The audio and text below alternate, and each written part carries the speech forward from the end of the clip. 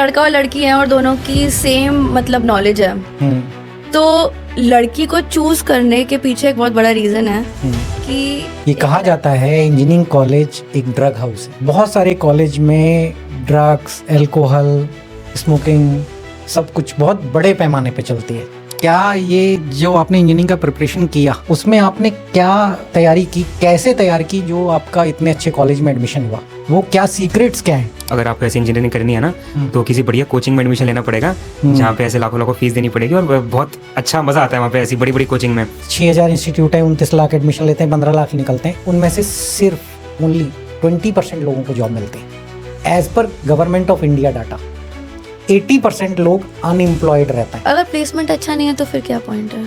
तो मतलब वो एक तो मतलब एक बैलेंस तो ढूंढना ही पड़ता है कि इन द एंड फ्यूचर बनाने आए हैं, ये नहीं कि सिर्फ मस्ती करने आए हैं। मस्ती करना was one of the factors that I wanted to put in my list, but it was never a priority. What is experience of branch selection and college selection?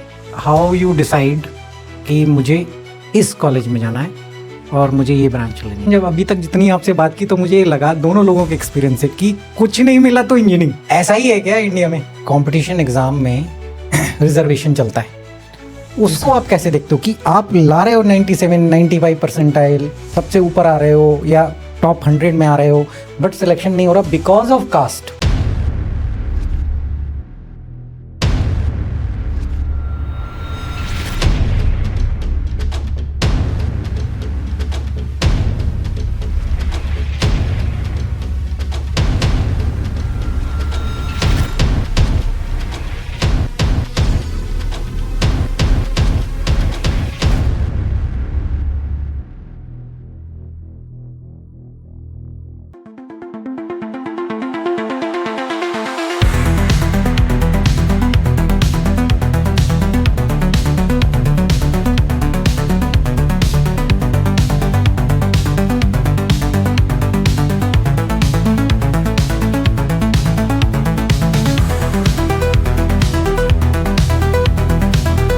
Disclaimer. This podcast, Sharpener presents Dr. Dron's Gurugal, is for informational and educational purposes only. Guest views are personal and don't reflect Sharpener or its affiliates. Listeners should consult professionals before making health, financial, or personal decisions. Content is meant to inspire, educate, and inform, not replace expert advice. Disclaimer, यह podcast sharpener प्रस्तुत करता है doctor drones Gurukul केवल जानकारी व शिक्षा हेतु है। इसमें व्यक्त विचार मेहमानों की निजी राय है जो शार्पनर या संबद्ध संस्थाओं की राय नहीं हो सकती। श्रोताओं से अनुरोध है कि किसी भी स्वास्थ्य, वित्तीय या व्यक्तिगत निर्णय से पहले विशेषज्ञ से सलाह लें। यह सामग्री प्रेरणा व जानकारी हेतु है, न कि विशेषज्ञ सलाह का विकल्प। नमस्कार, sharpener presents doctor drones Gurukul में आपका स्वागत है।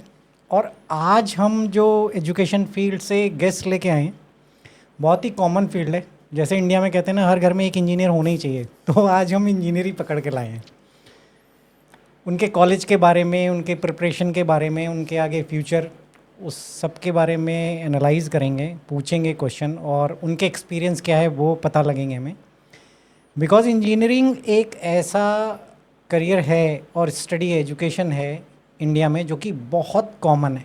जब बच्चा पैदा होता है तो सीधे उसके पास दो ऑप्शन होते हैं। 3 इडियट में भी आपने देखा होगा कि लड़की होगी या लड़का, लड़की होगी तो डॉक्टर, लड़का होगा तो इंजीनियर बाय डिफ़ॉल्ट बनेगा। तो उसी ट्रेंड को हम भी समझना चाहते हैं कि एक्चुअली इंजीनियरिंग स्टूडेंट आजकल के, क्योंकि जब हमने इंजीनियरिंग की तब क्या सोचते थे वो पता है, बट आजकल के इंजीनियर्स क्या सोचते हैं, उनके थॉट प्रोसेस में क्या चलता है वो हम जानेंगे। तो हम स्वागत करते हैं मिस्टर पार्थ का और मिस अनन्या का। अब आप ही बताएं आप किस कॉलेज से हैं, आपने क्या किया है। तो हम पार्थ आपसे स्टार्ट करते हैं, लेडीज़ फर्स्ट, ठीक है ना? ओके, सो हेलो एवरीवन, मेरा नाम पार्थ है। मैं Netaji Subhash university of technology that is in Dwarka, मैं वहाँ पर इलेक्ट्रिकल इंजीनियरिंग पढ़ रहा हूँ and I M in my final year. And अभी प्लेसमेंट सीजन चल रहा है, तो जिस चीज़ के लिए हमने इंजीनियरिंग चूज़ करी थी तो अभी उसी की तैयारी चल रही है एंड प्रिपरेशन पूरी चालू है। एंड बस आप बताइए अनन्या। मेरा नाम अनन्या गुलाटी है। मैं भी Netaji Subhash university of technology से हूँ and same electrical branch and बस सेम ही है। ओके, तो हम स्टार्ट करते हैं। आपके क्या ये जो आपने इंजीनियरिंग का प्रिपरेशन किया उसमें आपने क्या तैयारी की, कैसे तैयारी की जो आपका इतने अच्छे कॉलेज में एडमिशन हुआ? वो क्या सीक्रेट्स क्या हैं वो समझने हैं। तो सर मतलब शुरुआत जब हमने करी थी तो 10th में बहुत लोग बोल रहे थे कि अगर आपको ऐसे इंजीनियरिंग करनी है ना तो किसी बढ़िया कोचिंग में एडमिशन लेना पड़ेगा जहाँ पे ऐसे लाखों लाखों फीस देनी पड़ेगी और बहुत अच्छा मज़ा आता है वहाँ पे ऐसी बड़ी बड़ी कोचिंग में। मगर मेरा इतना ज़्यादा इंटरेस्ट नहीं था। मैंने कहा कि अगर साइंस कर रहे हो तो बीएससी कर लूँगा, सस्ते में हो जाएगी, बेफालतू में माँ बाप का इतना पैसा क्यों लगाना। बट फिर 11th के बाद क्रॉस हुई तो 12th में देखा कि मेरे साथ कोई नहीं बचा। धीरे धीरे करके हर कोई ही आईआईटी जेईई की कोचिंग में लग गया, सब इंजीनियर बन गए, सब इंजीनियर बनने निकल गए और मैं अकेला जो था मैं सोच रहा था कि मैं बीएससी करूँगा और बढ़िया नौकरी करूँगा। बट फिर 12th तक आते आते वो भ्रम भी टूट गया बिकॉज कोविड आ गया, बोर्ड एग्जाम्स हुए नहीं। 97 परसेंटाइल के बाद भी बोर्ड में कहीं बढ़िया कॉलेज में एडमिशन मिला नहीं। फिर मैंने 1 साल का ड्रॉप लिया एंड उसमें मैंने फिज़िक्स वाला उस टाइम पे बहुत ज़्यादा चल रहा था एंड वहीं से कोर्स लेकर मैंने पढ़ाई करी एंड ड्रॉप के बाद सीधा मेरा पहली लिस्ट में ही यहाँ पे नाम आ गया था। आपका अनन्या एक्सपीरियंस? मुझे तो 11th से पहले आइडिया ही नहीं था आईआईटी क्या होता है, कुछ भी आइडिया, क्योंकि पेरेंट्स बिल्कुल ही मतलब कॉमर्स साइड से हैं तो ना उनको पता था ना उन्होंने कभी मुझे बताया। मेरा तो बस यही प्लान था कि डैड का मतलब कि केमिकल्स का बिज़नेस है तो थोड़ा सा केमिस्ट्री ऑनर्स कर लूँगी एंड फिर डैड के बिज़नेस में। फिर स्कूल चेंज किया तो वहाँ जाके मतलब एक्सपोजर मिला, पता चला कि लोग आईआईटी की प्रिपरेशन भी करते हैं तो वहाँ से फिर खुद ही मतलब मन करा कि ये चीज़ भी करते हैं। खुद से स्टार्ट की प्रिपरेशन करनी एंड मुश्किल था बहुत ही ज़्यादा बट हो गया। आसान नहीं होता जेईई की प्रिपरेशन करना, बहुत ही ज़्यादा मेंटली बच्चे को बहुत ज़्यादा एग्जॉस्ट कर देती है ये प्रिपरेशन। बट एक्चुअली जब आप लोग प्रिपरेशन करते हो तो ये क्लियर तो होता है ना कि 95% तो फेल होने वाले हैं। क्लैरिटी होती है लेकिन जब तक आप वहाँ जाकर के एग्ज़ाम नहीं देते ना तब तक लगता है कि आप बहुत अच्छी स्टेट पर हो। अच्छा। और वहाँ जाकर के मतलब कितने ही मॉक टेस्ट दे दो, कुछ भी दे दो, वहाँ जाके भी तुम्हें फिर भी लगेगा कि हाँ अच्छा दे दिया, हो जाएगा। लेकिन फिर जो वो रिज़ल्ट में घपला होता है उसके बाद फिर मतलब बहुत ही हार्ड, मतलब कि काफ़ी फेमस हुई थी ये। मतलब हम तो 2021 में हमने 2022 में हमने दिया है जेईई तो तब तो काफ़ी लाइक फेमस हुआ था ये कि बहुत चीटिंग हुई है एंड काफ़ी ज़्यादा मतलब पेपर लीक हो जाते हैं एंड परसेंटाइल में घपला होता है बहुत ज़्यादा। बच्चों को डिफरेंट रूम्स में बिठा के उनको टेस्ट दिलवाए जाते हैं। ओके। तो मतलब ये चीज़ें मतलब बोली जाती है कि हाँ ठीक है 100-200 लाखों में से 100-200 बच्चे ही तो कर रहे हैं, लेकिन हम जो थोड़े से पीछे 100-200 बच्चे हो जाते हैं हमें पता चलता है कि हाँ भाई हमारा कितना नुकसान हो गया। तो मतलब वो बहुत एक हार्ट ब्रेकिंग चीज़ होती है। हर कंपटीशन एग्ज़ाम में रिजर्वेशन चलता है, उसको आप कैसे देखते हो कि आप ला रहे हो 97-95 परसेंटाइल, सबसे ऊपर आ रहे हो या टॉप 100 में आ रहे हो बट सिलेक्शन नहीं हो रहा बिकॉज ऑफ कास्ट या बिकॉज ऑफ अदर रिजर्वेशन, तो उस चीज़ को आपको क्या लगता है कि क्या सही है, हटना चाहिए, नहीं हटना चाहिए? क्या विचार आपके, क्या थॉट प्रोसेस है उस पर? सर जब हम तैयारी कर रहे थे और हमें पता चला था कि ये सब होता है, हमने अपना पहला अटेम्प्ट भी दिया एंड कट ऑफ्स आती हैं। अगर आपने मेन से कट ऑफ मतलब क्लियर कर लिया तो हमारा था मतलब 90-91 जा रहा था। उससे थोड़ी अगर नीचे का कास्ट पे जाएँ तो ओबीसी का भी लगभग इतना ही था। नीचे से कर करके एसटी का समवेयर अराउंड 20-30 परसेंटाइल था। अच्छा। कि मतलब आपको कुछ प्रिपेयर करने की ज़रूरत ही नहीं है, वहीं पे जाओ रैंडमली मतलब तुक्के तो नहीं मारोगे बिकॉज नेगेटिव मार्किंग होती है। 20-30 परसेंटाइल आपकी तब आती है जब आपके मार्क्स नेगेटिव में हैं। अच्छा, मतलब नेगेटिव में मार्क्स आने के बाद भी इंजीनियरिंग में सिलेक्शन हो सकता है यू आर एससी और एसटी? इस पे एसटी में ज़्यादा होता है, एससी में भी नहीं होता है, एसटी के लिए तो बहुत ज़्यादा इसमें होता है। बट कॉलेज में आने के बाद हम देखते हैं कि हर क्लासेस में आपको मैक्सिमम 2 या 3 ऐसे स्टूडेंट्स ही मिलेंगे जो ऐसी एसटी कैटेगरी से बिलोंग करते होंगे एंड यहाँ पे आने के बाद उनको बहुत बहुत डिफ़िकल्टी होती है बिकॉज एक बार आप कॉलेज में आ गए तो नंबरों में फिर यहाँ पे का सिस्टम नहीं चलता। ओके। जितने मार्क्स आप जनरल वाले ला रहे हैं आपको भी उतने ही लाने पड़ेंगे अगर आप क्लास में स्टैंड लेना चाहते हैं तो यहाँ पे आने के बाद सबकी बैक आती है एंड मतलब बहुत कठिनाइयों का सामना करना पड़ता है उन्हें।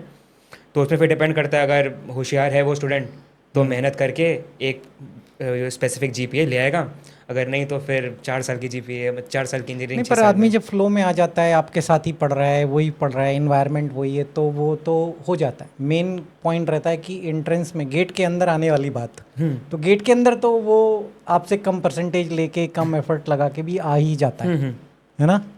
मतलब मुझे लगता है कि ये जो रिजर्वेशन का सिस्टम है ये फेयर नहीं है, बिकॉज मैं बहुत लोगों को जानती हूँ जिन लोगों ने अपना सर्टिफिकेट में कास्ट चेंज करवाई है, अच्छा। या जिनके पेरेंट्स के पास में मतलब आप देखो गुड होंडा सिटी का कार है, वो अच्छी जगह पे उनको कोचिंग के लिए भेज रहे हैं, तो फिर उसको क्यों रिजर्वेशन की ज़रूरत है? रिजर्वेशन को की तो उसको ज़रूरत है जिसके पास में मतलब कि वो कोचिंग के पैसे देने के लिए पैसे नहीं है, फीस देने के लिए पैसे नहीं है, या फिर उनके पास फ़ोन नहीं है कि वो यूट्यूब से पढ़ सकें, या उनके पास में उनका स्कूल हिंदी मीडियम था, उनको रिजर्वेशन देना is fair and square. And all of us know कि उनकी कितनी मतलब परसेंटेज होती है, बट आप अगर उस बच्चे को रिजर्वेशन दे रहे हो जिसके पेरेंट्स शायद आज मेरे पेरेंट्स ज़्यादा कमा रहा है, तो वो तो फेयर नहीं है, बिकॉज वो मतलब मेहनत भी ना करे और सीट भी ले जाए। इकोनॉमिकली वीकर सेक्शन के लिए अगर रिजर्वेशन है वो बिल्कुल करेक्ट है, उनके लिए होनी भी चाहिए, उनके पास इतनी फैसिलिटीज़ नहीं है। मगर अगर ऐसे ही नकली सर्टिफिकेट बनवा के लोग आगे निकल जा रहे हैं, वो तो जेन्युइन बहुत गलत बात है। मैं आपको एक डाटा बताता हूँ। इंडिया में 6000 प्लस इंस्टीट्यूट हैं जो इंजीनियरिंग देते हैं, जिसमें 29 लाख स्टूडेंट हर साल एडमिशन लेते हैं, और आउटपुट में फाइनल ईयर से 15 लाख स्टूडेंट्स निकलते हैं। तो ऐसा भी हो सकता है कि ये रिजर्वेशन देने का रीज़न ये है बिकॉज बीच में ड्रॉप आउट हो जाते हैं, बैक आ जाती है और वो चले जाते हैं। तो आपको क्या लगता है?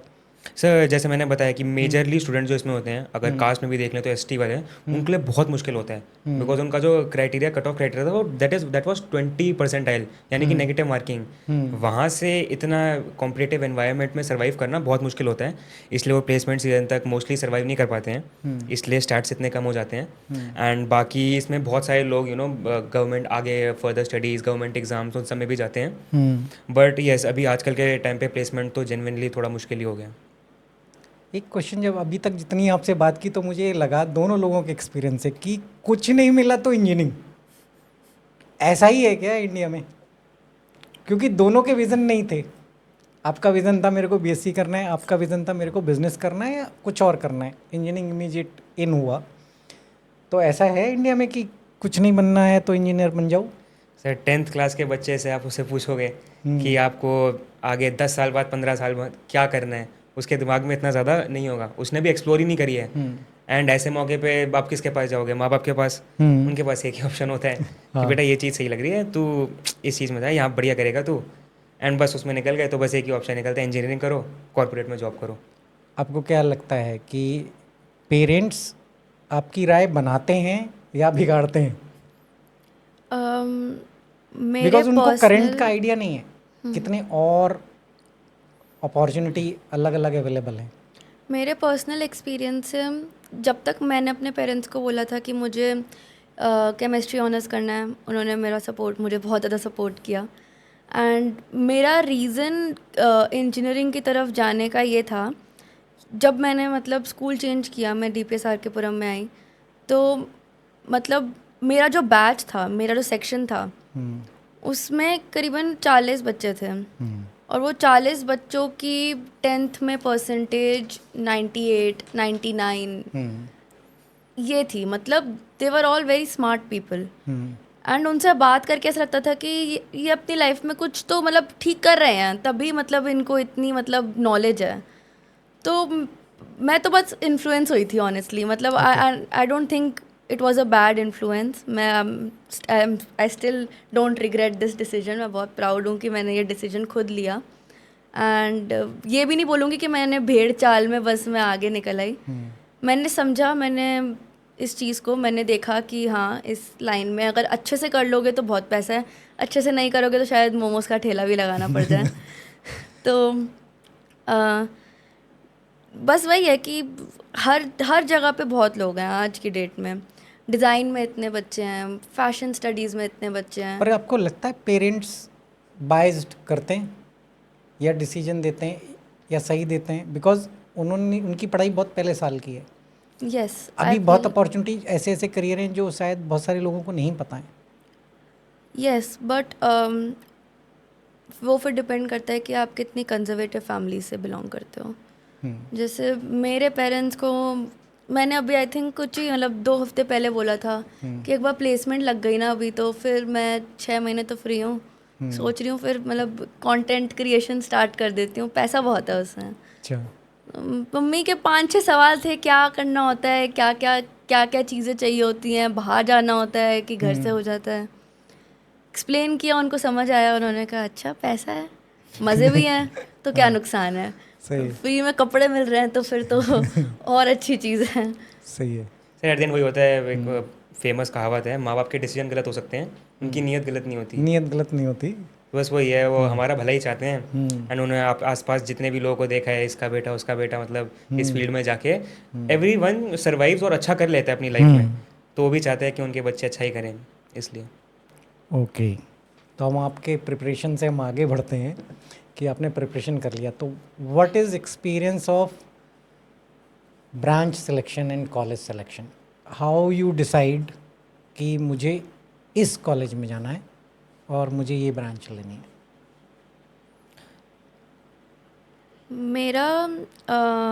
मेरे पास में कुछ ऑप्शंस थे कि या तो मैं कॉलेज अच्छा चूज़ कर सकती हूँ और थोड़ी लोअर ब्रांच, या फिर मतलब कि कॉलेज बेकार और ब्रांच अच्छी, और तीसरा ऑप्शन था कि आप गर्ल्स कॉलेज में चले जाओ और आप एकदम नंबर 1 ब्रांच में हो। तो मेरा ये डिसीजन था कि मैंने मतलब अपने स्कूल लाइफ में बहुत मेहनत करी है एंड ये नहीं बोल पाऊँ, मैं आज तक ये नहीं बोल सकती कि मैंने अपनी स्कूल लाइफ एंजॉय करी थी। तो मेरा डिसीजन वो सोली बेस्ड ऑन द फैक्ट कि 4 साल के बाद में तो मेहनत ही मेहनत है, तो कैंपस अच्छा चूज़ कर लेते हैं एंड थोड़ी लोअर ब्रांच होगी, उस चीज़ पे मेहनत करी जा सकती है। आप साइड बाय साइड अपना, अगर आपको नहीं आपको इलेक्ट्रिकल करना है, आपको CS करना है, आप साइड बाय साइड उसकी प्रिपरेशन कर लो। एंड बट कैंपस मुझे अच्छा चूज़ करना था, मुझे अपने आसपास लोग अच्छे चाहिए थे, कि जैसे RK पुरम में था कि लोग अच्छे थे मेरे आसपास बहुत, बट मैं मेहनत में ही लगी रही, मैं कुछ इन्जॉय नहीं कर पाई और फिर कोविड भी आ गया था। तो मान लिया कॉलेज अच्छा मिल गया, तो कॉलेज डिसाइड करने से पहले क्या क्या ट्रेड्स या फैक्टर्स रहते हैं जिसको हम डिसीजन लेते हैं? मान लिया कॉलेज अच्छा है, प्लेसमेंट नहीं अच्छा है, कैंपस बहुत बढ़िया, लोग बहुत बढ़िया है, अगर प्लेसमेंट अच्छा नहीं है तो फिर क्या पॉइंट है? तो मतलब वो प्लेसमेंट एक तो मतलब एक बैलेंस तो ढूंढना ही पड़ता है कि इन द एंड फ्यूचर बनाने आए हैं, ये नहीं कि सिर्फ मस्ती करने आए हैं। मस्ती करना was one of the factors that I wanted to put in my list, but it was never a priority.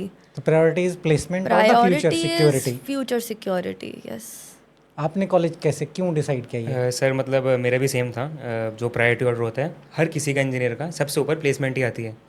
Placement के बाद बाकी चीज़ें आ गई आपकी, कि आप कॉलेज लाइफ एंजॉय करना चाहते हो या आपको जेन्युइनली स्टडी करनी है ताकि आप हायर स्टडीज़ में आपको ये वाली इंजीनियरिंग की पढ़ाई काम आए, तो आप उसके हिसाब से कॉलेज चूज़ कर लो। किसी कॉलेज की इस हिसाब से रेटिंग अच्छी है कि यहाँ पे पढ़ाई बहुत अच्छा जाता है, प्लेसमेंट भले नहीं है, पढ़ाई बहुत अच्छा जाता है, तो आप उसके हिसाब से चले जाओ।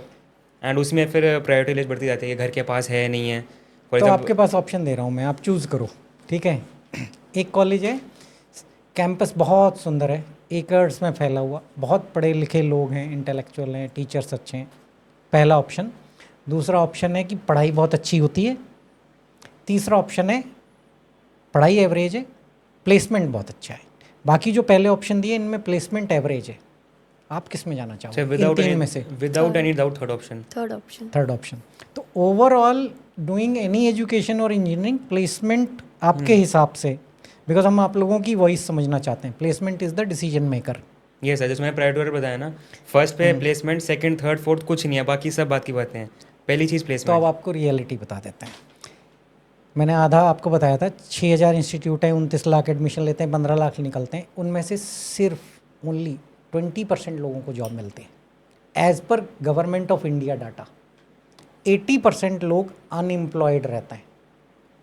तो इंजीनियरिंग का ये परसेंटेज है, ये आपको पहले पता था कभी? सुना था एंड मतलब आइडिया है कि अनएम्प्लॉयमेंट का रेट तो मतलब है ही ज़्यादा इंडिया में, बट आई स्टिल बिलीव कि अगर आप ऐसे यूनिवर्सिटी में अगर आपको बोला ही जा रहा है कि प्लेसमेंट अच्छी है और आप मेहनत करने के पीछे नहीं हट रहे हो, तो फिर क्यों नहीं लगेगी। और शायद ऑन कैंपस ना लगे, शायद वो चीज़ ना मिले ऑन कैंपस जो आप डिज़र्व करते हो या चाहते हो, बट ऑफ कैंपस तो मिल ही जाएगा, बहुत अपॉर्चुनिटीज़ मिलती हैं। और सर हम सर मतलब अब स्कूल में भी पढ़ाई में एक अच्छे खासे लेवल पे थे, तो मैं पता था कि अगर हम इंजीनियरिंग करेंगे तो किसी टियर 3 या टियर 2 कॉलेज लगभग नहीं 1.5 के अराउंड हम किसी अच्छे कॉलेज से करेंगे। एंड उनका प्लेसमेंट स्टैटिस्टिक्स थोड़े अच्छे होते हैं, जैसे आपने बताया कि सिर्फ 20% लोगों को जॉब मिलती है, तो अगर टियर 3 कॉलेज है ना तो उसमें एक कॉलेज के 20% बच्चों को भी नहीं मिलती। फॉर एग्जाम्पल हमारे कॉलेज में अगर आप देख लो एंड यू नो हमारे कॉलेज के सिमिलर कॉलेजेस में तो 50-60% तक तो जाता है, और बाकी लोग हायर स्टडीज़ और दूसरी जगह पे चले जाते हैं। तो टियर 3 कॉलेजेस में जेन्युइन बहुत बुरा हाल है, उनमें 10% बच्चों को मिल जाए वही बहुत बड़ी बात है। तो हमें पहले से डिसाइडेड था कि हमें वहाँ पे तो नहीं जाना, भले एक साल ड्रॉप लेना पड़ेगा ले लेंगे, लेकिन लेंगे अच्छे कॉलेज में ही। तो चलो अब आते हैं एक्सपीरियंस पे। आपका first day of experience in engineering college, कोई क्वेश्चन नहीं but what was your experience? तो अभी हमने प्रिपरेशन समझ लिया आपका और कैसे कॉलेज डिसाइड करते हैं, तो आपका पहले दिन का एक्सपीरियंस क्या था? वो फीलिंग क्या थी जो आपके अंदर चल रही थी कि इतने साल की मेहनत के बाद अब वो दिन आया है? फर्स्ट डे ऑफ कॉलेज से पहले बहुत प्रिपरेशंस की थी मैंने। बहुत कपड़े खरीदे थे, बहुत चीज़ें खरीदी थी, ये सोच के कि हाँ अब तो रोज़ तैयार होके जाने को मिलेगा, क्योंकि इतने टाइम से घर बैठे बैठे कोविड का टाइम हो गया, प्रिपरेशन का टाइम हो गया, मतलब हफ्ते निकल जाते थे घर से बाहर निकले हुए।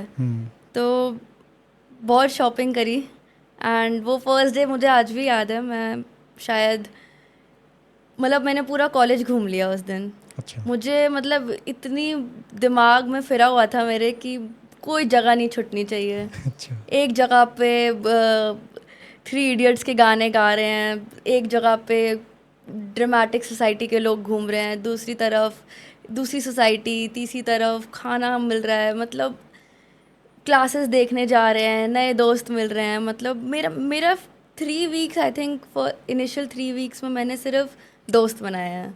मेरा बस एक मोटिव था कि मुझसे कोई भी पूछे अनन्या यहाँ घूमने चलेगी, और मुझे बोलना है हाँ। अच्छा। मैं चलूँगी। मुझे कहीं भी ले चलो, मुझे बस घुमाने ले चलो। तो मैंने नो नहीं बोला। इनिशियल 3 वीक्स के लिए मैंने हर चीज़ में, हर सोसाइटी के ऑडिशंस में पार्टिसिपेट किया। मुझे डांस का डी भी नहीं आता था, लेकिन मैंने फिर भी जा कर के कुछ तो कर ही दिया वहाँ पे। और उन्होंने मुझे बोला पहले राउंड में अच्छा ठीक है शायद तुम्हें ले लेंगे, दूसरे राउंड में निकाल दिया। सारी सोसाइटीज़ का मैंने ऑडिशन दिया, पढ़ाई बिल्कुल भी नहीं करी। अच्छा। पढ़ाई के मेरा दिमाग में भी नहीं आया कि मुझे पढ़ना है, जो था कि बस मुझे एंजॉय करना है, और मैंने बहुत एंजॉय किया। ओवरऑल 2 साल की मेहनत एटलीस्ट आपकी सक्सेस हुई। आपका क्या एक्सपीरियंस था? मतलब लड़कों का अलग एक्सपीरियंस होता है भाई। तुम क्या देख रहे थे वो बताओ।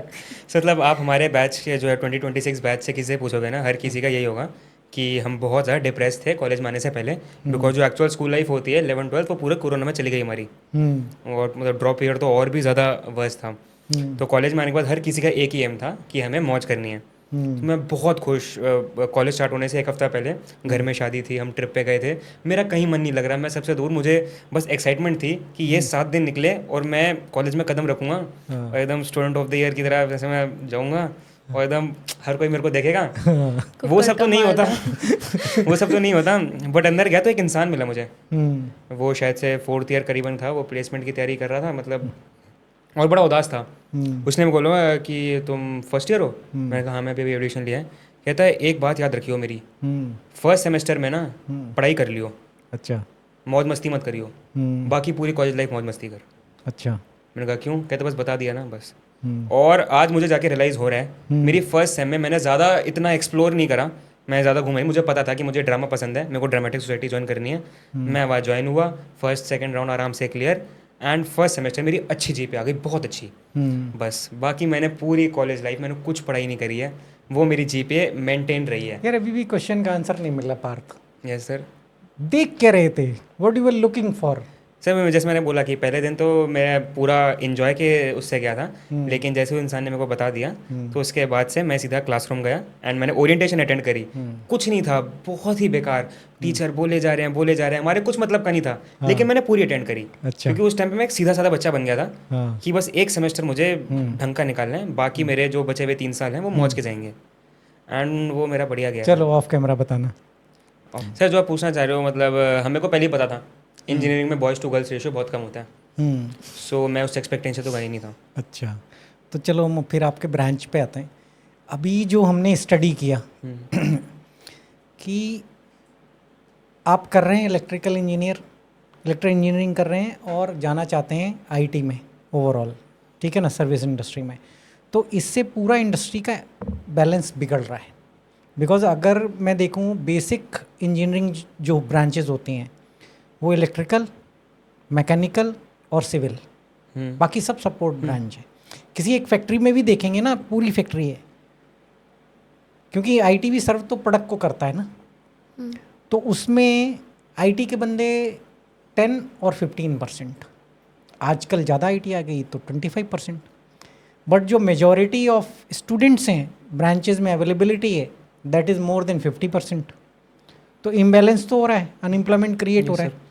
तो आपको नहीं लगता आपने 4 साल अपने जो स्टडी में इतनी मेहनत की वो एक्चुअली डिफरेंट स्टडी कर ली और आप जा किसी में और रहे हैं?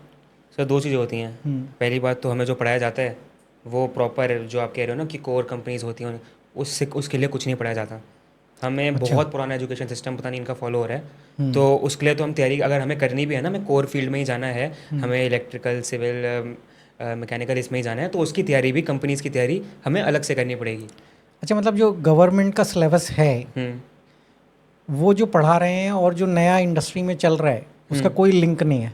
सर वो तो हमारा सिलेबस थोड़ा आउटडेटेड है, ओके। उसको थोड़ा एडवांस होना पड़ेगा। और दूसरी चीज़ सर, एक कंपनी बहुत सारे लोगों को हायर करके जाती है, आप ये एक्सपेक्ट नहीं कर सकते कि इतने सारे लोग चेंज हो जाएं। चेंज कॉलेज को होना पड़ेगा, चेंज कंपनियों को होना पड़ेगा। हम जैसे हमने पहले बोला था आए प्लेसमेंट के लिए, अगर प्लेसमेंट के लिए ज़्यादा कोर कंपनियाँ जाएंगी तो हम उसको एम करेंगे, ओके। कंपनी कमाएंगी तो हम उसके लिए ज़्यादा प्रिपेयर नहीं करेंगे। तो आईटी कंपनीज ज़्यादा आती हैं? बहुत ज़्यादा आती हैं। ओके, इसलिए आपने सोचा आईटी में और उसमें जाना। आपका क्या थॉट प्रोसेस था?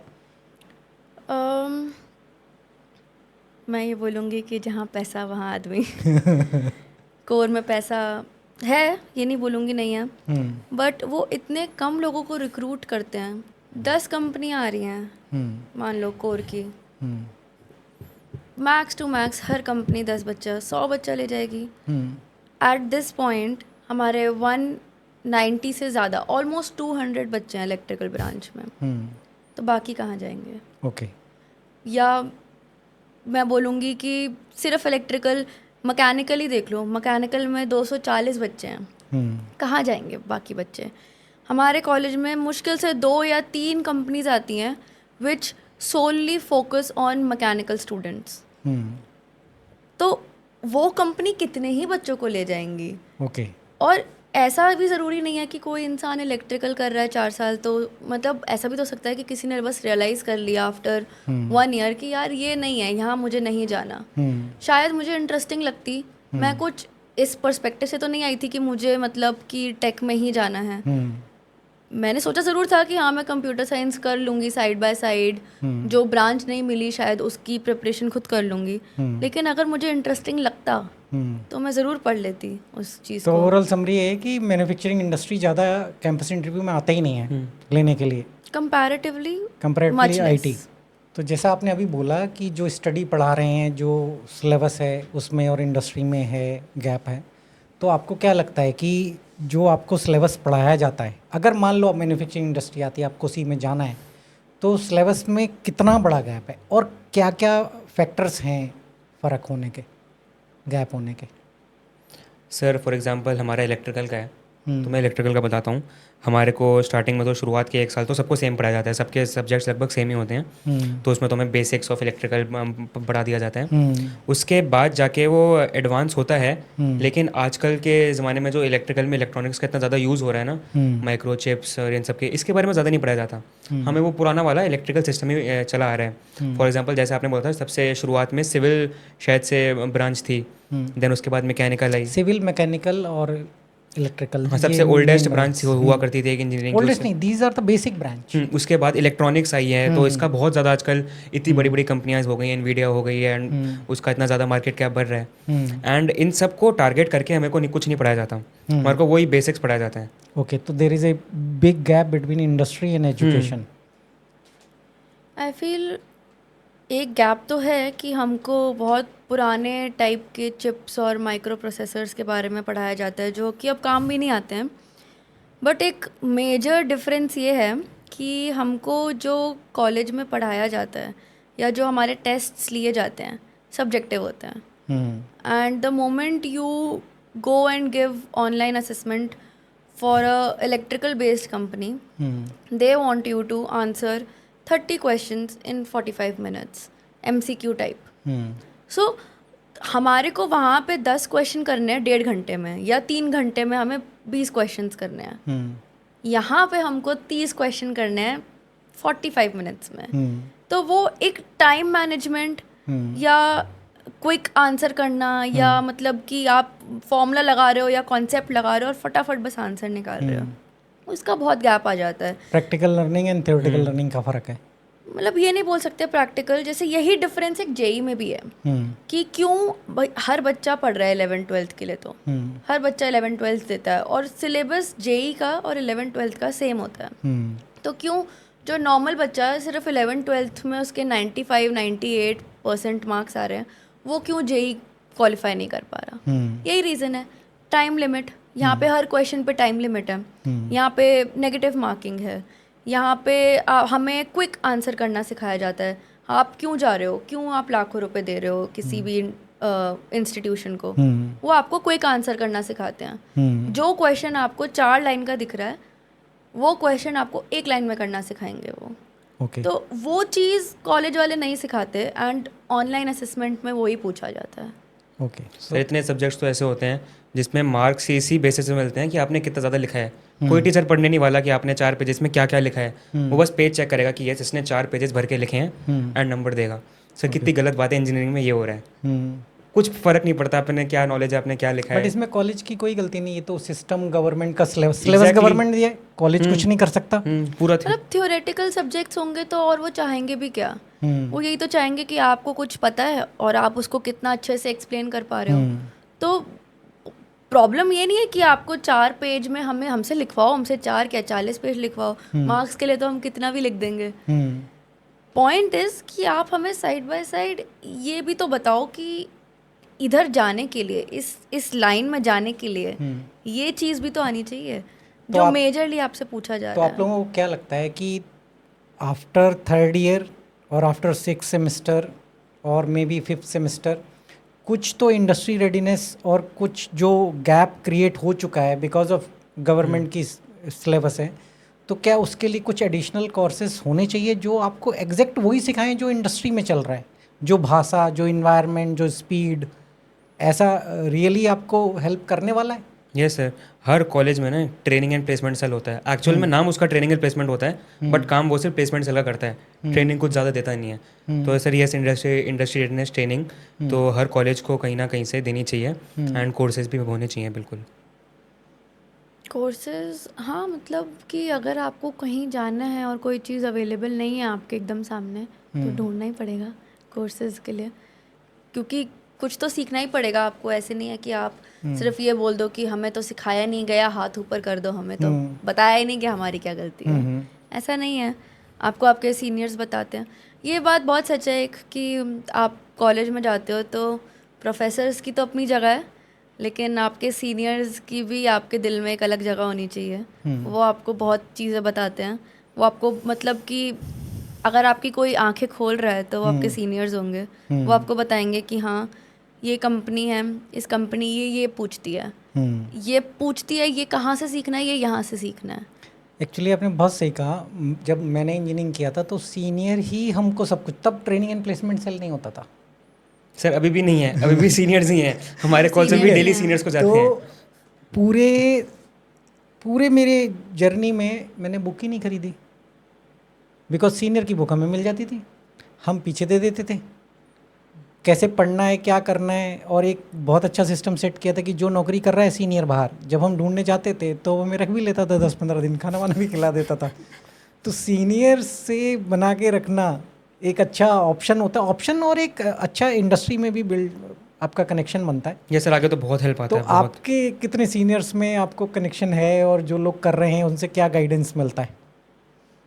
मेरे बहुत नहीं है सीनियर्स में फ्रेंड्स, बट जितने भी हैं फील कि जितनों को भी मैं रीच आउट करती हूँ वो बहुत अच्छे हैं। वो मुझे रिप्लाई कर देते हैं टाइम टू टाइम। एंड अगर मैं मतलब किसी को बोलूँ कि मुझसे मिल के प्लीज़ मुझे ये चीज़ समझा दो, तो वो मना नहीं करेंगे। मतलब मुझे लगता है हमारे कॉलेज में कोई भी ऐसा इंसान है जो ऐसे बोलेगा कि, क्योंकि हम उनके कंपटीशन ही नहीं है, सबसे बड़ी बात। एग्जैक्टली। मतलब इंसान उसकी हेल्प नहीं करता जो उसका कंपटीशन बन हो या बन सकता हो। चलो अब रैगिंग बताओ, सीनियर की बात आई है तो क्या रैगिंग? सर मेडिकल कॉलेज में बहुत रैगिंग होती है, इंजीनियरिंग में तो इंजीनियरिंग की बात कर रहे हैं। इंजीनियरिंग में सर इस मामले में सारे कॉलेजेस का बहुत स्ट्रिक्ट रूल है। रैगिंग पे सीधा आपको सस्पेंड या यार रेस्टिकेट। बिना रैगिंग तो कुछ होता ही नहीं है, ये बहुत क्लियर है। सर मतलब अब तो टाइम चेंज हो गए हैं, हॉस्टल में करीबन होती है। हॉस्टल में अच्छा वो दैट इज फन रैगिंग, लेकिन हाँ, मैं फन रैगिंग की बात कर रहा हूँ, क्राइम रैगिंग की बात नहीं कर फन रैगिंग तो हम चाहते थे सर हमारे सीनियर्स करें हमारी, तो मजा आता था। तो हुआ फन रैगिंग? हाँ हाँ, तो वो अच्छी चीज़ें होती हैं वो। क्या हुआ मतलब जरा बताओ सर एक्सपीरियंस कैमरे पे नहीं बता सकते लेकिन अच्छी होती हैं। आपका। मतलब लड़कों की तो ऑब्वियसली बहुत ही अलग होती है रैगिंग, इनका तो डेफिनेशन ही अलग होता है। लड़कियों से तो क्या ही मतलब, पार्टी ले जाएंगे, थोड़ा सा बोलेंगे मस्ती कर लो और तो डांस रैगिंग कहाँ है? ये तो पार्टी है। मतलब तो हम से तो बोलते थे अपने रूम से ऐसे आओ, मैं आ रहा हूँ, मैं आ रहा हूँ। नहीं, ये चीज़ अब नहीं होती क्योंकि पूरे दिन मतलब इसी मोड में रहने का पूरे बट दिन। ये चीज़ ना, मतलब रैगिंग वाली अगर ये बंद हुई है, आई गेट इट कि it is fun also, but it is very traumatising also. And you never know किसका मेंटल स्टेटस कहाँ है, कौन कितनी प्रॉब्लमेटिक फैमिली से आ रहा है, उसको वो चीज़ ट्रिगर कर जाए, वो बच्चा कुछ बोल दे, कुछ कर दे, तो आई get it, I get control हुआ है। हाँ, बट फन रैगिंग जो आपने एकदम सही नाम दिया, फन रैगिंग का क्या एक्सपीरियंस है? कोई तो ऐसी एक्टिविटी होगी जो कैमरे पे बोल सकते। सर पिलर होता है ना, पिलर चढ़वाया था। अच्छा, ऐसे ऐसे कर करके ऊपर चढ़। अच्छा। तो अगर नीचे रहते तो पीछे से थोड़ा। हमारे टाइम पे तो बहुत रैगिंग होती थी, मतलब प्रॉपर रैगिंग। उस टाइम से ही फिर वो बंद होना स्टार्ट हुआ। लेकिन हाँ, ये होता था, एक फील होता था कि हमने जैसे जब हम सीनियर बने, मेरी रैगिंग तो मेरे साथ वालों ने ले ली थी, बिकॉज मैं ट्रांसफ़र होकर आया था, मुझे पता ही नहीं था ये सीनियर हैं वो हैं। सर बट जैसे अभी ने बोला कि बहुत गलत चीज़ होती है, तो सीनियर जैसे अब के टाइम में ऐसे रैंडम जूनियर्स के पास जाके उनकी रैगिंग लेना नहीं शुरू हो जाते हैं। थोड़ी बहुत जिनसे जान पहचान हो गई, अब उनके साथ फन करेंगे, और वो जूनियर्स भी चाहते हैं कि हाँ करो, थोड़ा बहुत मजाक हम भी चाहते हैं। सही है, सही है। मतलब जब तक it is mutual it is good. अब ऑन सीरियस टॉपिक, ये कहा जाता है इंजीनियरिंग कॉलेज एक ड्रग हाउस है। बहुत सारे कॉलेज में ड्रग्स, अल्कोहल, स्मोकिंग, सब कुछ बहुत बड़े पैमाने पे चलती है। कॉलेज का नाम ना बताए बिना भी आपका क्या एक्सपीरियंस है, आप बता सकते हो? नॉट ओनली योर कॉलेज, आपने आसपास के कॉलेज भी देखे होंगे और कलीग होंगे। व्हाट इज़ योर एक्सपीरियंस और क्या थॉट है? मतलब ड्रग हाउस, इसको मैं पूरा एक्सप्लेन ही करता हूँ। दो पार्ट्स में डिवाइड होता है। एक जो लोग बहुत ज़्यादा ऑन अ डेली नहीं आर्ली बेसिस पे कंज्यूम करते हैं, दैट इज सिगरेट्स, एंड कुछ लोग अल्कोहल भी, और बाकी जो हार्ड ड्रग्स होते हैं दैट इज मैरिजुआना, और कुछ तो कोक भी करते हैं, MDMA। नाम बेटा सारे पता है तुमको? सर इसको थोड़ी रिसर्च करी थी। अच्छा। इसको थोड़ी रिसर्च करी थी, मेरे को एक्सपीरियंस नहीं है, मैंने रिसर्च करी है बस। हाँ, तो ये सारी चीज़ें जो हैं ये आपको अच्छे कॉलेजेस में नहीं मिलेंगी, जो हार्ड ड्रग्स होते हैं। अच्छा कॉलेज मतलब अच्छा कॉलेज मतलब जैसे हो गया टियर 1 और टियर 1.5 कॉलेज है, जो टियर 3 कॉलेजेस है ना, जो प्राइवेटली ओन करते हैं लोग, वहाँ पर ये सब चलता है। बिकॉज अगर आप पकड़े भी गए तो ज़्यादा क्या ही करना है, थोड़े बहुत पैसे दो खिला दो, प्राइवेटली तो ओन्ड है, गवर्नमेंट के अंदर तो आता है नहीं। एंड बट गवर्नमेंट कॉलेज में आपको ऐसे हार्ड ड्रग्स कभी नहीं मिलेंगे, बट आसपास में भी शायद से 250 मीटर समथिंग ऐसे करके रेडियस होता है कि इसके अराउंड आप सिगरेट्स अल्कोहल कुछ भी सोल्ड नहीं कर वो तो सकते। डब्बी के ऊपर लिखा रहता है नहीं पीना है। 250 मीटर तो बहुत दूर है। वो एग्जैक्ट मिल तो 100 मीटर में भी जाएगा, बट थोड़ा बिठाना पड़ता है जुगाड़। मतलब ऐसा होता है कि जितने लोग जाते हैं ऐसा करके माहौल मिलता है इंजीनियरिंग कॉलेज में। सर मतलब जो बात है, आप स्टार्ट करोगे ना, इतने सारे सब्जेक्ट्स, इतने प्रैक्टिकल्स, मेजर्स, माइनर्स, इन सब करने के बाद थोड़ा बहुत स्ट्रेस आ जाता है। पता नहीं क्यों हर किसी के दिमाग में डाल दिया गया स्ट्रेस से इससे ठीक हो जाता है, तो स्टार्ट करते हैं, और एडिक्टिव तो है ही निकोटीन की वजह से, तो बस फिर आदत लग जाती है। सेम क्वेश्चन आपसे। सर आई फील कि ड्रग्स, अल्कोहल, ये सब has nothing to do with college and has everything to do with crowd. आज अगर मैं ये सब नहीं कर रही हूँ तो इसका मतलब, इसका रीज़न ये नहीं है कि मैं NSUT में हूँ इसीलिए नहीं कर रही हूँ। इसका रीज़न ये है कि मैं उन लोगों से एसोसिएट ही नहीं करती हूँ। मतलब ये सब कुछ आपके हाथ में है। आप आज चले जाओ किसी प्राइवेट कॉलेज में भी और आप फिर भी नहीं कर रहे होगे शायद से। एंड मैं बहुत लोगों को जानती हूँ जो बहुत ही अच्छे अच्छे IITs में हैं और वो भी कर रहे होते हैं। So it has everything to do with you not being able to control yourself. Okay. कुछ ट्राई करने में दिक्कत नहीं है। मेरी मदर ने मेरे को पहली लाइन बोली थी कॉलेज जाने से पहले, ट्राई सब कर लियो, आदत किसी चीज़ को मत बनाइयो। अच्छा। एंड मतलब I stand by it. I am still ready to try everything in my life. मुझे नो नहीं बोलना है, मुझे यस बोलना है, बट मुझे ऐसे नहीं कि मुझे बस यस यस यस बोलना है। मतलब जब मैं घर से निकला था तो मेरे भी कान में एक डाला गया था बात कि नॉनवेज और लिकर नहीं लेना है। अब वो सिगरेट डालना भूल गए। That was their problem, not mine. ठीक है ना, मैंने उनका रूल फॉलो किया। ठीक है, तो अब फाइनली हम क्लोजिंग पे आए, बिकॉज आप लोग अब फाइनल ईयर में चल रहे हो, प्लेसमेंट के हो। तो प्लेसमेंट के टाइम के आपके क्या एक्सपीरियंस है, और क्या प्लेसमेंट में जेंडर डिस्क्रिमिनेशन होता है? ये बोला जाता है कि लड़कियों को बहुत प्रेफरेंस दी जाती है, बट मुझे ऑलमोस्ट 1 ईयर 2 मंथ्स हो गए हैं अभी। मैं इंटरव्यूज़ दिए, मैंने हज़ारों इंटरव्यूज़ दे दिए, OAs दे दी, पता नहीं क्या क्या दे दिया, और ऑन कैंपस ऑफ कैंपस। मुझे कहीं भी रियलाइज़ नहीं हुआ कि, कहीं भी ऐसा फील नहीं हुआ कि हाँ लड़की को प्रेफरेंस दी गई है। आप बताओ, वो Yes, तो sir. बोलेंगे। मैं बिल्कुल रियल बोलूँगा। हाँ। कुछ कुछ ऐसी कंपनियां होती हैं जो थोड़ा बहुत इसमें रखती होंगी कि हमें थोड़ी फीमेल्स चाहिए, तो थोड़ा बहुत इसमें रखता होगा, बट इसको हम ऐसे कंसिडर नहीं कर सकते। दिक्कत तब आती है जब ऐसे कंपनी ना स्पेशली वुमेन्स वाले प्रोग्राम्स लाते हैं। तो जैसे आपने बोला ना जेंडर डिस्क्रिमिनेशन, वो उस चीज़ पे टारगेट कर रहे हैं। मैं इस पे अपने व्यूज नहीं दूंगा, मैं बस इन्फॉर्मेशन बता रहा नहीं, हूँ। फॉर एग्जांपल टेक्सास आई थी तो उसने स्पेशली कहा कि सिर्फ वुमेन्स के लिए, इस पे मेल्स अप्लाई नहीं कर सकते। ऐसी और भी कंपनी आएंगी तो बोलेंगे सिर्फ womens, no males, but only males की एक भी कंपनी नहीं है। तो सिर्फ जो ये वाली बात है ना, क्वेश्चन बहुत प्रॉपर है, आपने आंसर नहीं किया बट आंसर कर दिया। पर ठीक है सर, इससे हमें कोई इतनी ज़्यादा दिक्कत नहीं है, मतलब ठीक दिस है। Is something that doesn't affect males. Exactly. मतलब कि कितनी, पिछले साल 3 कंपनीज आई थी, गूगल स्टेप, उबर शी और टेक्सास। 3 कंपनीज आई थी पूरे इंटर्नशिप सीजन में, which was solely focused on girls. And कितने लोगों को लेके गई हैं? करीबन टोटल 7 लोग। अच्छा। तो मतलब कि ये नहीं है कि वो, मतलब वो प्रोग्राम्स बनाए गए हैं by the company for girls. Okay. तो वो चीज़ आई डोंट थिंक कि इनको, मतलब इनके उस पर डिपेंड कर कि भाई तुम्हारे को नहीं लेके जाएंगे। अभी आएगी, अभी गूगल भी आएगी, अभी उबर भी आई है और अभी टेक्सास भी आई है। तीनों कंपनीज चलो अभी एक भी आई थॉट हैं। प्रोसेस लेते हैं हम मेल से। 100 लोगों से स्टार्ट किया, 50 पे आए, 20 पे आए, 30 पे आए, 10 पे आए, 2 पे, एक लड़का एक लड़की। आपके हिसाब से क्या चांसेस होंगे किसके सेलेक्ट होने के? सर वैसे अगर दोनों बराबर नॉलेज, दोनों बराबर नॉलेज के हैं तो ये सर थोड़ा बहुत अपर हैंड लड़कियों में ही रहेगा। बट ठीक है सर, मतलब जेन्युइन आजकल के लोगों की जो इतनी मतलब बेकार थिंकिंग है कि लड़की है तो तेरे को यही करना चाहिए, इनसे मत, उसको थोड़ा चेंज करने के लिए ये सब ज़रूरी है। एक्चुअली क्या होता है कि इफ़ ए प्रोफाइल, जब मैं इंडस्ट्री में था तो जहाँ पे मोनोटोनस जॉब होता है, सेम सेम सेम, बार बार बार बार बार बार, वहाँ पे गर्ल्स प्रेफर की जाती हैं बिकॉज बुनाई कर मतलब वो गर्ल्स में एक चीज़ होता है, मोनोटोनस रिपीट करने में वो बोर नहीं होता है, परफॉर्मेंस डाउन नहीं होती है। तो जब हम मैनुअल इंसर्शन के लिए लोगों को रिक्रूट करते थे तो हम गर्ल्स रिक्रूट करते थे, बिकॉज लड़के थोड़ा सा टाइम पास इधर उधर घूमना फिरना उनका रहता है, तो वो काम वो लड़कियां ही अच्छी आउटपुट दे सकती हैं।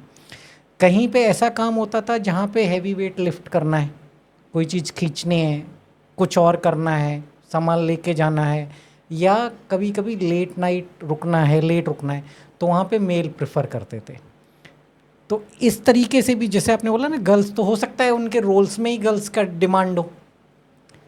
नहीं, अच्छा। मतलब कि सेम रोल्स के लिए अभी तीनों कंपनीज आई हैं, तो आई डोंट थिंक कि रोल का कुछ इसमें मतलब कि इतना फैक्टर है।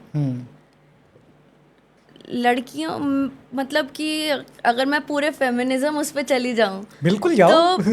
तो मतलब कि अगर एक लड़का और लड़की है और दोनों की सेम मतलब नॉलेज है, तो लड़की को चूज़ करने के पीछे एक बहुत बड़ा रीज़न है कि एक लड़का ना बस बैग उठाता है घर से और बोलता है मैं जा रहा हूँ, और लड़की पहले मम्मी को मनाती है, फिर पापा को मनाती है, फिर दोनों को साथ में मनाती है, फिर बताती है कि कहाँ जा रही है, कब तक लौट कर आएगी और किस काम से जा रही है, और तब उसको उसमें भी उसको 2 बार रूम में भेजा जाता है कि बेटा जाओ, ये नहीं ये पहन के आओ, ओके, या जाओ ये नहीं ये करके आओ, और अब जाओ। ओके। तो मतलब हमारा ना वो जो मतलब कि पीछे से चलता हुआ आ रहा जो वो एफर्ट है, जो काम है, जो मतलब मेहनत है, वो ज़्यादा है लड़कों से। बस तो कर अगर पगली। हमारे पास तुम्हारे जितनी नॉलेज है, तो हमने तुमसे ज़्यादा मेहनत करी है तुम्हारे जितनी नॉलेज पाने के लिए। अब बताओ, अब मज़ा आ रहा है। ठीक है सर, मतलब मैं तो शुरुआत से बोल रहा हूँ, ऐसे सपोर्ट मैंने कब मना करा। वो तो अच्छा लगता है, ऐसे होना चाहिए, और भी कंपनीज आनी चाहिए ऐसे। फिर तो तुम सीख गए एकदम, आगे की लाइफ तुम्हारी मस्त चलने वाली है। क्या कभी माइंड में आया, आजकल स्टार्टअप का इतना थॉट प्रोसेस चल रहा है कि why job, why not a startup? Sir कभी कभी मन में आता भी है, तो ये थोड़ा बहुत इसमें बैकिंग बहुत ज़्यादा ज़रूरी आपको चाहिए। एंड एटलीस्ट इसमें हमें पता है कि आप अभी मैं उतना मैच्योर और उस एज पे पहुंचा नहीं हूँ जहाँ पे मुझे पता है कि हाँ मैं कर लूँगा, ये भी कर लूँगा। थोड़ा बहुत एक्सपीरियंस अभी चाहिए, एंड मेरे को लगता है आगे जाके लाइफ में एटलीस्ट थोड़ा बहुत 4-5 साल का वर्क एक्सपीरियंस, उसके बाद मैं कर सकता हूँ। तो मतलब 5 साल के बाद आपका एज भी सही हो जाएगा, एक्सपीरियंस भी बराबर हो जाएगा। और थोड़ा बहुत फाइनेंशियल बैकिंग। इन तीनों में से एक चीज़ चुनना है, मान लिया आपके पास फुल पैसा है, तो आप स्टार्टअप तुरंत करना चाहोगे? नहीं सर, बहुत स्टार्टअप्स ऐसे फेल होते हुए देखे जिन पे अंधा पैसा था, लेकिन यहाँ पे वो मेच्योरिटी होनी चाहिए, पेशेंस होनी चाहिए, एंड आपको इन सब के बारे में नॉलेज होनी चाहिए। ऐसा ही नहीं कि किसी भी फील्ड में चले गए, आपको अच्छे पार्टनर्स चाहिए जो आपके साथ खड़े रहें। अकेला इंसान को थोड़ा मुश्किल ही रहता है। तो आजकल यूथ का अगर हमें माइंडसेट पढ़ना है, 5 साल हो गए, अच्छा एक्सपीरियंस हो गया, फाइनेंशियल बैकअप भी है, सब कुछ है, आप फॉर एग्जांपल अभी 2 लाख रुपए मंथली कमा रहे हैं, आपको आगे जॉब 4 लाख की मिलने वाली है, और आपके पास दूसरा ऑप्शन है बिजनेस करने का, तो व्हाट इज़ मेजोरिटी, बिकॉज आपके दोस्त भी हैं, क्या थॉट प्रोसेस रहेगा? सो उस टाइम पे थोड़ा लालच आ सकता है सर, वो 4 लाख पे जा सकते हैं सीधा, अगर डबल हाइक मिल जाए ना। चलो 3 लाख मिल रहे, okay, then I guess sir उसका अगर बहुत ज़्यादा पैशन है, उसने बहुत टाइम से सोच रखा है, जैसे मैंने बोला कि मैं अभी से थोड़ा बहुत सोच रहा हूँ, और उसने इतने टाइम से सोच रखा है तो वो करेगा। लेकिन अगर उसने रिसेंटली सोचा है कि हाँ मैं कर सकता हूँ, तो मेरे हिसाब से वो 4 लाख वाला 3 लाख वाला लेके सर्वाइव कर लेगा। आप बताओ। मुझे लगता है कि अगर आपके पास में पैसा है तो कोशिश तो ज़रूर करनी चाहिए बिजनेस की, स्टार्टअप की। बिजनेस में। यस, बिजनेस में स्ट्रेस है। मेरे फादर एक बिजनेसमैन है, मैंने देखा है ही, मतलब जितना उनको स्ट्रेस होता है, उनके वर्किंग आवर्स आर 24/7। आप 6 घंटे की शिफ्ट नहीं कर रहे हो, आप पूरे दिन रात काम कर रहे हो। आपका रात में भी दिमाग चल रहा है कि मुझे ये करना है अगले दिन। एग्जैक्टली।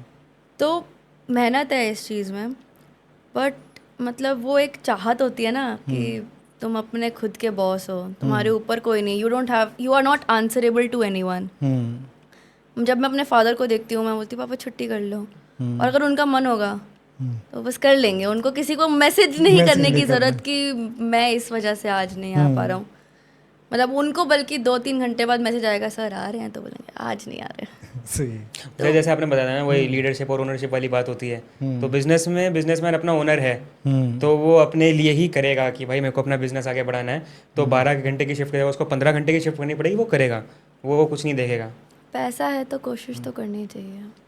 अभी आप इंजीनियरिंग कॉलेज में हो, टॉप कॉलेज में हो, अच्छी एजुकेशन है, अच्छा CGPA है, 1 साल है, जॉब मिल जाएगी, it's a plan A. What is your plan B अगर नहीं मिली तो? प्लान बी होगा सर अगर जॉब मिल जाती है ऑन कैंपस तो ठीक है, नहीं तो ऑफ कैंपस ट्राई मारेंगे। अगर ऑफ कैंपस अगर पर्टिकुलर टाइम पीरियड 4-5 महीने मिल जाती है तो ठीक है, वरना हायर स्टडीज़ के लिए अप्लाई करेंगे। ओके। कि कुछ तो कमी है हमारे में जो हमें नौकरी नहीं मिली। रेफरल की भीख मांगेंगे मतलब रीच आउट करेंगे नोन्स को, अगर something is not achievable on your own, ना भाई पकड़ो किसी को जो आपको वहाँ तक ले जाए। तो हम कोई आपको कोई बताते कमी हैं। नहीं है इसमें। शार्पनर एक ऐसी कंपनी है जो आपको गारंटेड प्लेसमेंट देता है, और ये स्पेसिफिकली जिनके कैंपस इंटरव्यू नहीं हो पाते हैं, ठीक है, किसी भी कारण से, क्योंकि उसका मतलब ये नहीं वो टैलेंटेड नहीं है, तो शार्पनर गारंटी देता है कि हाँ आपकी ट्रेनिंग के बाद आपको इंडस्ट्री रेडीनेस कोर्स करा के, इंडस्ट्री के सारे स्किल मैच करा के आपको गारंटेड प्लेसमेंट होगा। और गारंटी का मतलब सारे लोग जानते हैं। तो ये एक प्लान बी में हो सकता है कि आप नॉट ओनली शार्पनर, आपका अगर प्लेसमेंट नहीं होता है then you do some industry related courses and in parallel you try. Gap नहीं आना चाहिए।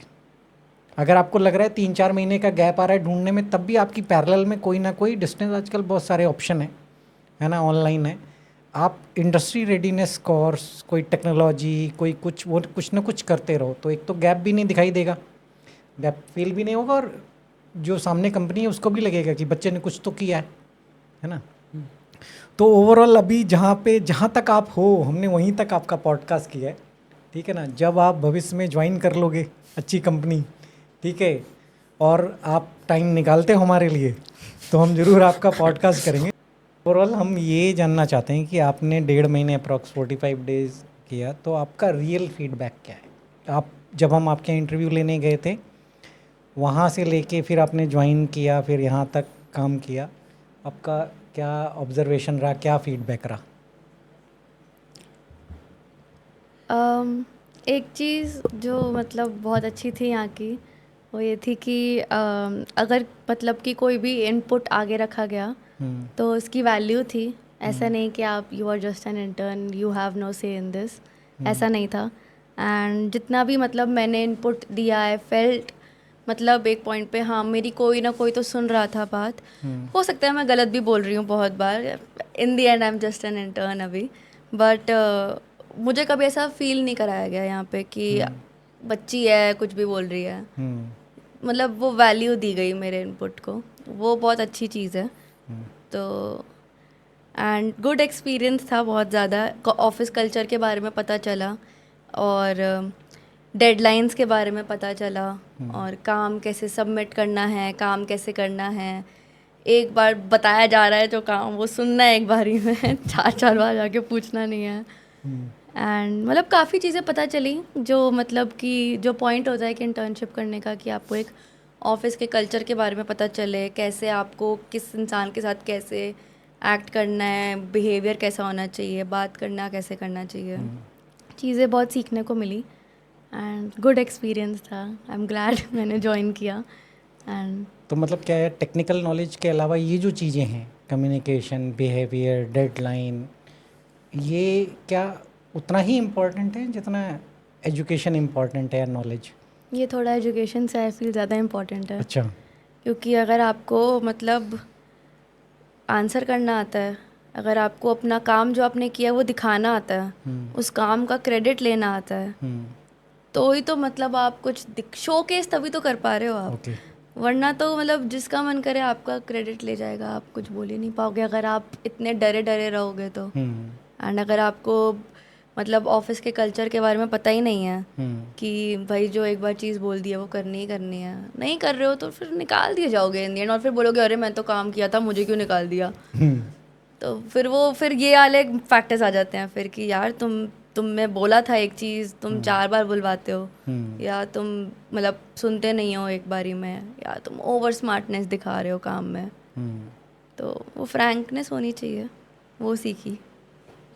आप बताओ। जैसे मतलब मेरा भी सिमिलर एक्सपीरियंस था, बट मैं स्टार्ट करता हूँ। जो मेरा सबसे अच्छी चीज़ लगी थी मुझे इस कंपनी के बारे में, वो स्टार्टिंग जो इंटरव्यू प्रोसेस था वो मुझे बहुत अच्छा लगा। वो जेन्युइन ऐसा लग रहा था कि कोई इंसान मेरे को एनालाइज कर रहा है, मेरी पर्सनैलिटी को, मेरी स्किल्स को, उसको एक्चुअल एनालाइज कर रहा है, मेरे से ऐसे सवाल पूछ कर मेरी थिंकिंग को एनालाइज कर रहा है। तो इंटरव्यू प्रोसेस मुझे बहुत अच्छा लगा था।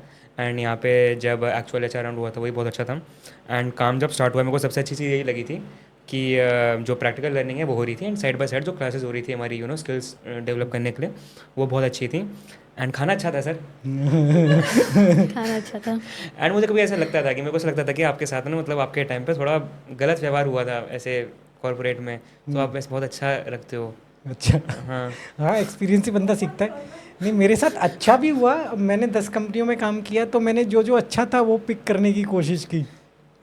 हाँ, तो सर मतलब बहुत ही अच्छा एक्सपीरियंस है। एंड वहाँ पे कल्चर बहुत अच्छा है। मतलब जैसे बोला कि इंटर्नशिप का मेन मकसद यही होता है कि आपको कॉर्पोरेट का एक्सपीरियंस मिले, एंड जो स्किल्स होती हैं, सॉफ्ट स्किल्स होती हैं, एंड आपको जैसे बोला कि काम दिखाना आना चाहिए। ये सारी स्किल्स बहुत ज़्यादा ज़रूरी है सर।